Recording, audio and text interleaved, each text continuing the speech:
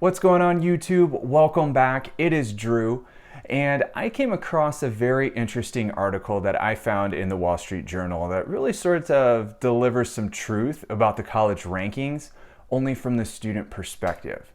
So if this is something that interests you, or if it's the college experience or higher education in general, and you want to see more about this, make sure that you subscribe to this channel. Now, this article was entitled, "What College Rankings Don't Tell You," and it asked for students to really provide their experience. And so what they did is they talked about their reality versus what was assumed through the college rankings. And so it really starts out with the first student saying that she looked through the top 25 business programs and she picked one of those programs because it was ranked, but she realized she made a mistake.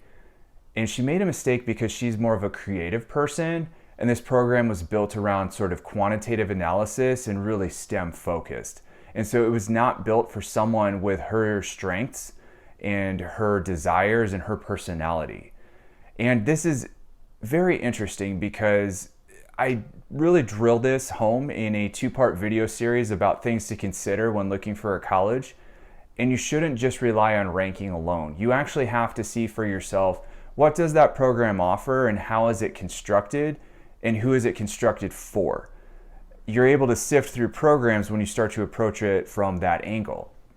Now, the second student, she talked about how she was admitted into an Ivy League school and also a public state university, and sort of that decision and how that came into play.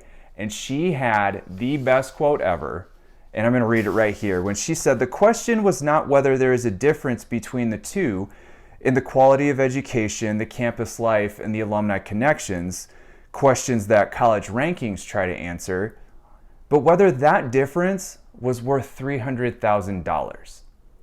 And that's what it boiled down to. She ended up at the public state university because it was cheaper. And this is something that I have talked about, and this is the reality for most, is we have so many schools that we want to attend, so many dreams that we want to see come to fruition.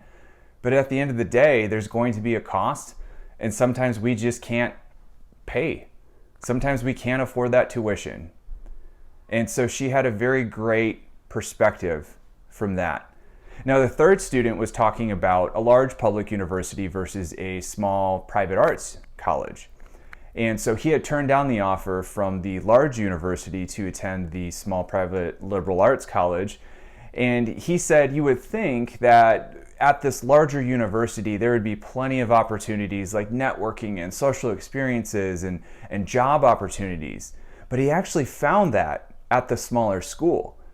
And the difference is he said this was a much smaller school. There were fewer students at this school than he had at his own high school. But through talking to faculty advisors and the alumni, he found it was a very tight-knit community. And through that community, he was able to network himself into internship and job opportunities. And so he found that to be incredibly valuable and assumed that that was something you would find at a larger university.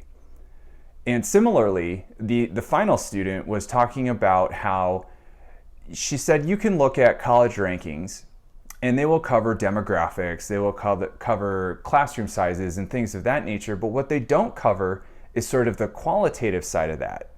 And what I mean is, what are the faculty like?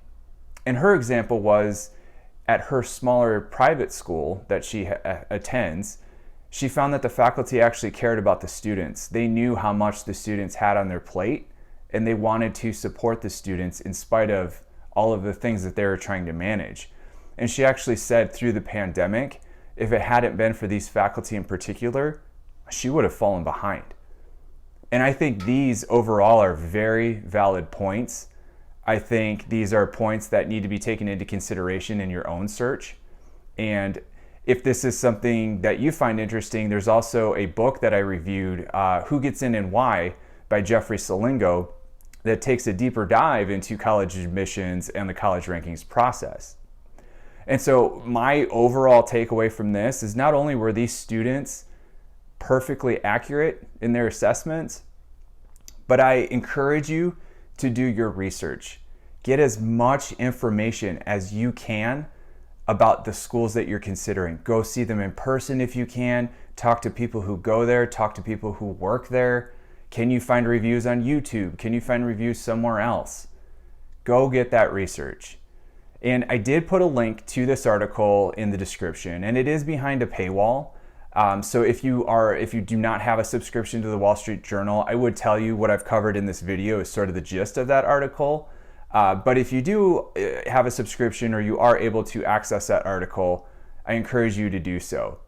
So do your research, consider everything, and I will see you in the next one.